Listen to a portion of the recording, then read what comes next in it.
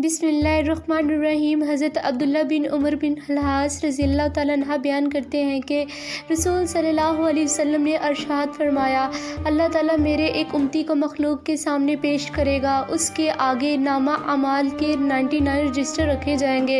नबी करीम सल्लल्लाहु अलैहि वसल्लम ने हाथ के इशारे से समझाते हुए फरमाया, हर रजिस्टर इतना बड़ा होगा। फिर फरमाएगा, क्या तुझे इनमें से किसी चीज़ का इनकार है?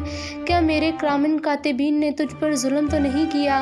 वो जवाब देगा, ए मेरे रब नहीं। अल्लाह ताला फरमाएगा, क्या इनसे मुतल्लिक तेरे पास कोई अज़र है? वो जवाब देगा, या अल्लाह नहीं। अल्लाह ताला फरमाएगा, हमारे पास तेरी एक नेकी मौजूद है और आज तुझ पर जुल्म नहीं किया जाएगा। चुनांचे एक पर्चा निकाला जाएगा जिसमें लिखा होगा, अशहदु अल्ला इलाहा इल्लल्लाह व अशहदु अन्ना मुहम्मदन अब्दुहु व रसूलुहु। वो कहेगा, या अल्लाह, इतने भारी रजिस्टर के मुकाबले में इस पर्चे की क्या हैसियत है? अल्लाह ताला फरमाएगा, आज तुझ पर जुल्म नहीं होगा। नबी करीम सल्लल्लाहु अलैहि वसल्लम ने फरमाया, फिर ये सारे रजिस्टर मीज़ान के एक पलड़े में और वो एक पर्चा दूसरे पलड़े में रखा जाएगा।